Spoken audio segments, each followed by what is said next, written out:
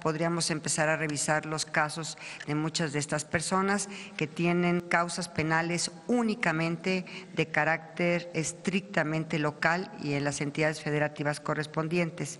De todas maneras, estamos a través de las vías institucionales y de impugnaciones en el Poder Judicial Federal, podríamos hacer una revisión a través de los amparos o a través de carpetas de investigación que pudieran estar también vinculadas con algunos procesos penales federales, pero en general muchos de estos tienen procesos locales. En cuanto al diagnóstico de estas personas que van a ser beneficiadas y casos analizados. Rocío Méndez, Noticias MBS. Buenos días, doctora. Tenemos entendido que prácticamente el 60% son personas que cayeron en esta desventaja y fueron privadas, como usted nos advierte, posiblemente ilegalmente de su libertad por estar en la defensa de la tierra o en este tipo de circunstancias. ¿Podría aclararlos? Porque también tenemos entendido que hay muchos jóvenes que por su protesta política, entiéndase normalistas o estudiantes universitarios, también están en prisión. Denos detalles, por favor. Es correcto, inclusive tenemos ambientalistas que están privados de su libertad por haberse opuesto a las prácticas del fracking. Estrictamente, por ejemplo, en la zona norte de Puebla, se opusieron al fracking y entonces fueron privadas de su libertad por oponerse al fracking, por ejemplo, y son ambientalistas que en este momento también están privadas de su libertad. Hay muchísima gente humilde que no tuvo ni siquiera derecho a un defensor público. Yo tengo casos, por ejemplo, de mujeres indígenas que ni siquiera tuvieron oportunidad, que por ejemplo transportaban una mochila a lo mejor con marihuana o con amapola y no tuvieron ni siquiera oportunidad de tener una defensa adecuada, ni un intérprete y mucho menos un proceso penal, un debido proceso. Entonces, todos estos casos los estamos revisando y sí tenemos ya detectadas muchísimas de este tipo de injusticias, de ambientalistas o de protesta social, en donde no podemos permitir, por instrucciones del señor presidente Andrés Manuel López Obrador, no podemos permitir que la protesta social sea criminalizada. Y en este caso también vamos nosotros a revisar todos estos expedientes que tenemos. Aquellas que cayeron en situación de interrupción del embarazo, ¿esto está contemplado? Aquí tenemos un tema en estas mujeres que tenemos privadas de su libertad por haber interrumpido su embarazo en los estados y en las entidades federativas, en donde todavía está penalizada la conducta por aborto. Y en este caso el problema que tenemos es un problema de competencia federal y de competencia local, porque las entidades federativas, cada una de ellas en sus diversos códigos penales, es el que tipifica estos delitos y son procesadas en instancias locales. Entonces, aquí tenemos el tema de que muchas de ellas pues son procesos en sus diversas entidades federativas. Por supuesto que este es uno de los grandes temas que nosotros estamos tratando de analizar y probablemente apoyándolas en el amparo con defensores públicos podríamos nosotros lograr que ya lograran saltar, digamos, la instancia local para llegar a la instancia federal y pudiéramos nosotros tener una posibilidad de revisar estas causas penales a través de la justicia federal y de las procuradurías y del sistema de justicia ya del Poder Judicial Federal. De 368 casos, ¿a cuántos corresponden a mujeres? Tengo la lista, aquí está, pero de verdad, por razones de privacidad y datos personales de todas estas personas que han solicitado estar dentro de la mesa de análisis, y seguiremos todo el sexenio revisando los casos y vamos a ir revisando caso por caso. Sí puede haber un desglose de cuántos casos, no que nos digan los nombres, pero sí cuántos casos hay. Tenemos 368 casos ahorita en revisión. ¿Cuántos son? ¿De cuántas mujeres? Pues está aquí la lista, no he contado cuántas son mujeres y cuántos son hombres, pero aquí están. Dicen que van avanzando. ¿Perdón? La lista de los… La distinción, con mucho gusto, cuántas mujeres y cuántos hombres, con mucho gusto, nada más es cuestión. También por tipo de delito. Sí, muchos de ellos están privados de su libertad precisamente por esta oposición al fracking. Ahí en este caso tenemos que tener desistimientos de la parte agraviada, que es la Comisión Federal de Electricidad, por ejemplo. Entonces cada caso es particular y cada caso es diferente.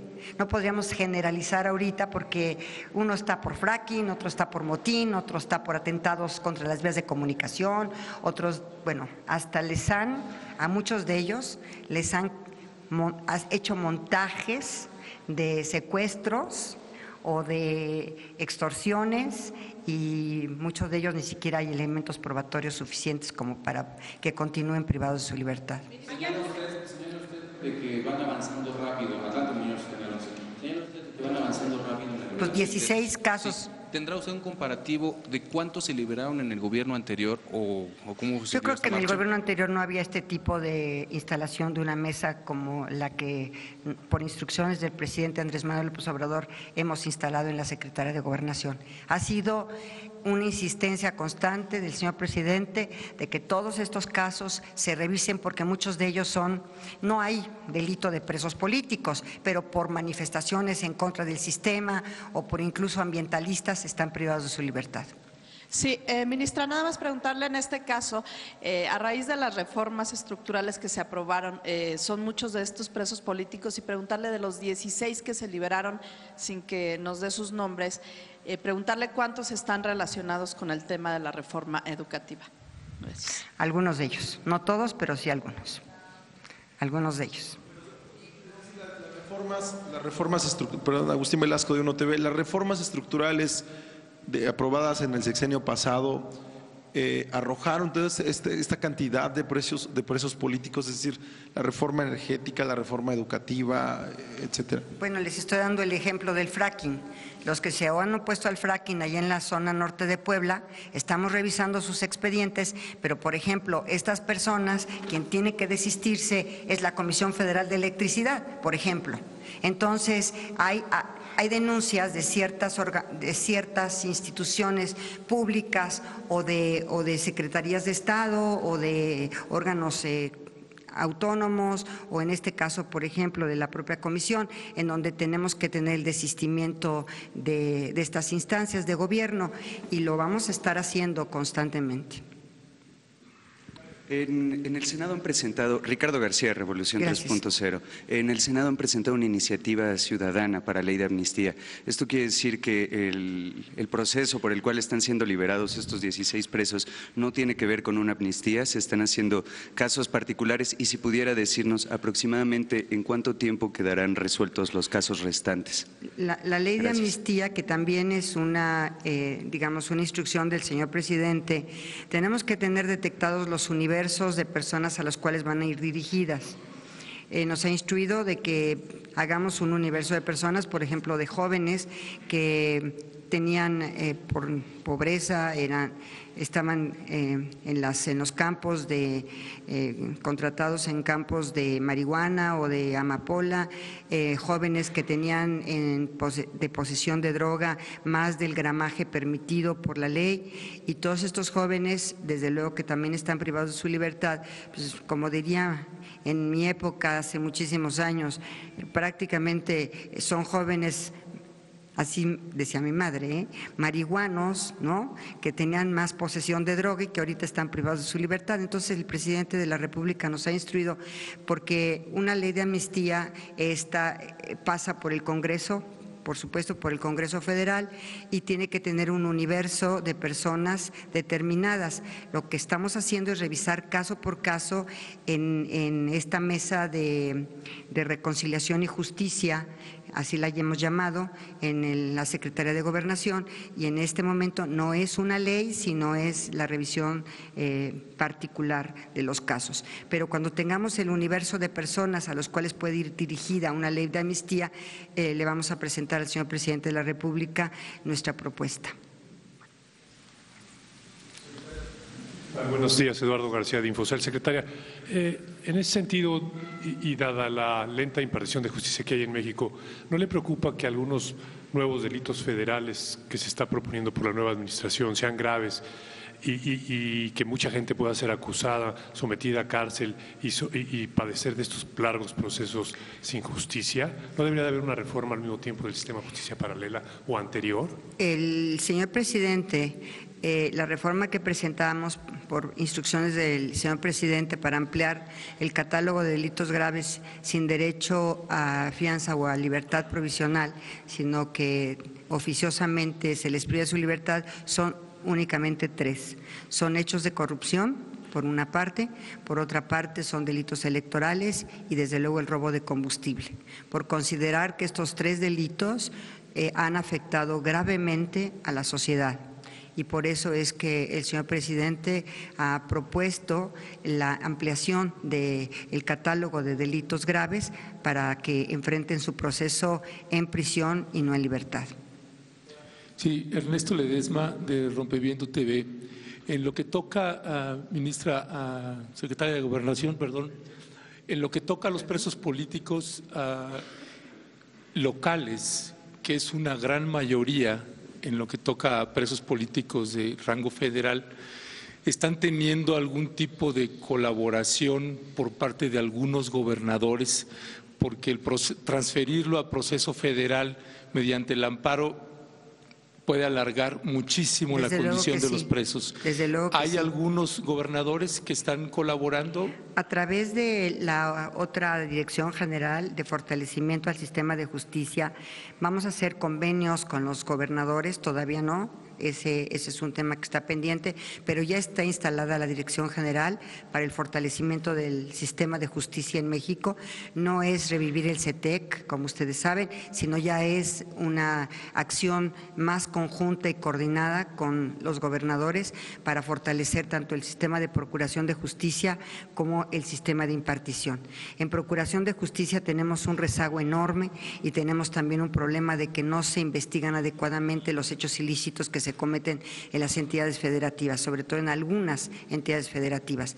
Entonces tenemos que, a través de estos convenios de colaboración, apoyar hasta donde, obviamente respetando la soberanía de los estados y su autonomía, hasta donde nos permitan poderlos ir fortaleciendo tanto en materia de procuración como en materia de impartición.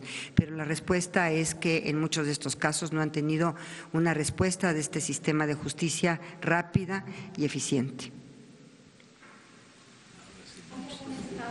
A ver, yo creo que ya hasta ahorita dejo esto y voy a darle la palabra al subsecretario de Alejandro Encinas. Sí quisiera decirles que les va a platicar sobre un tema que es verdaderamente un tema muy delicado en nuestro país, pero que nunca se había visibilizado en nuestro país, que es el tema de los desplazados. Este tema nunca existió y ahorita vamos a platicar sobre él. Muchas gracias. Con su autorización, señor presidente. Bueno, como lo planteó ayer Ernesto Ledesma de Rompevientos TV, efectivamente el pasado 18 de diciembre hizo el planteamiento aquí en la conferencia de prensa respecto a la muy difícil situación que se está viviendo en los Altos de Chiapas, particularmente en la zona de Chenaló y Aldama.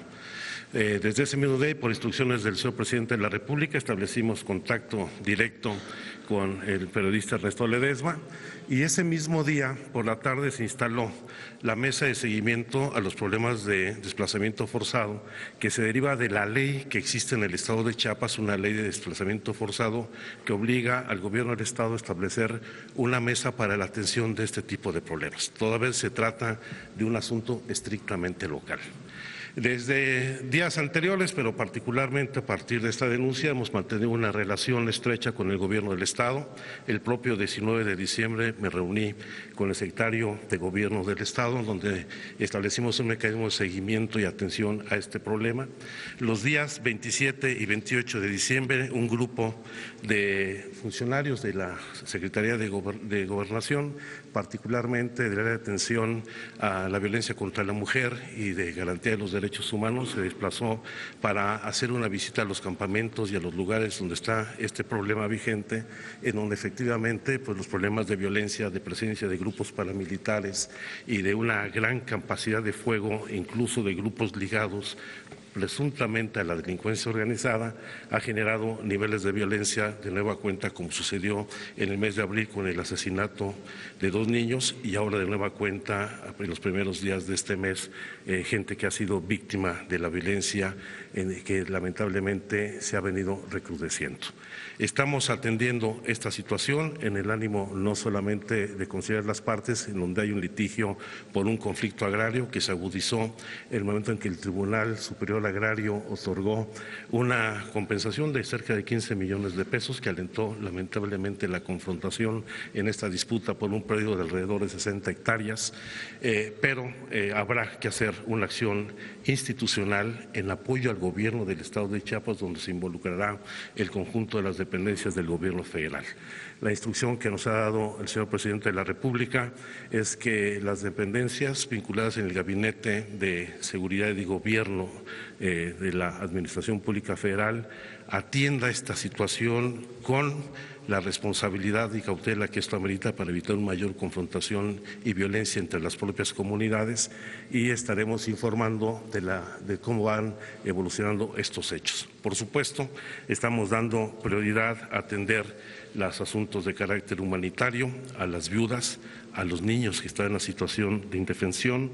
Por supuesto, se atenderá las recomendaciones de la Comisión Interamericana de Derechos Humanos, que otorgó ya las medidas cautelares, al igual que la Comisión Nacional de Derechos Humanos, y en su oportunidad, pues ustedes irán conociendo de la intervención de las distintas dependencias del Gobierno federal.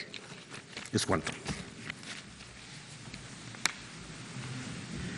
Pero no hay pregunta, a ver. El número de desplazados, ¿cuántos son mujeres? ¿Cuántos? Los están desplazados prácticamente en la zona. Hay que recordar que es una zona donde hay un conflicto social muy intenso. Por supuesto, tenemos antecedentes lamentables como el caso de Acteal. Hay influencia en esta zona con los caracoles zapatistas. Esto tiene que irse manejando con mucha cautela y detenimiento. Creemos que son alrededor de 600 las personas que están afectadas por esta situación en esta región del Estado, lo cual no es el único problema que tenemos en la entidad, como lo tenemos también en otras entidades de la República, pero eso va a tener una atención especial, dada pues, lo delicado que es el asunto en las convivencias entre las comunidades. Por favor. Sí, con respecto de las pérdidas de las cosechas de café y otros de prácticamente todo el municipio de Aldama, de los 12 poblados que componen esa comunidad, ¿va a haber alguna indemnización para todas estas familias por parte del gobierno federal, por parte del gobierno estatal, en lo que toca al involucramiento de la policía estatal, del gobierno de Rutilio Escandón? Estamos transmitiendo en vivo desde el Salón Tesorería de Palacio Nacional la conferencia mañanera del presidente Andrés Manuel López Obrador, que en esta ocasión ha presentado a través de la secretaria de Gobernación, Olga Sánchez Cordero, el programa de perdones a todos aquellos acusados de delitos políticos que están presos en algunas regiones del país y que a través de la revisión de sus expedientes serán liberados en las próximas semanas, de acuerdo con lo que anunció la secretaria de Gobernación. Y posteriormente el subsecretario de Gobernación en materia de derechos humanos, Alejandro Encinas, quien también habla del problema de los desplazados en zonas de conflicto, como el caso Chiapas, de personas y de comunidades que han tenido que salir de sus regiones de origen para refugiarse en otras partes de la República Mexicana, y que es un problema que también atenderá el gobierno federal. Vamos a una pausa, posteriormente regresaremos más adelante con un resumen de todos los temas que se abordan esta mañana en la conferencia del presidente de la República. Regresamos, está usted en Titulares de la Mañana de Excelsior Televisión.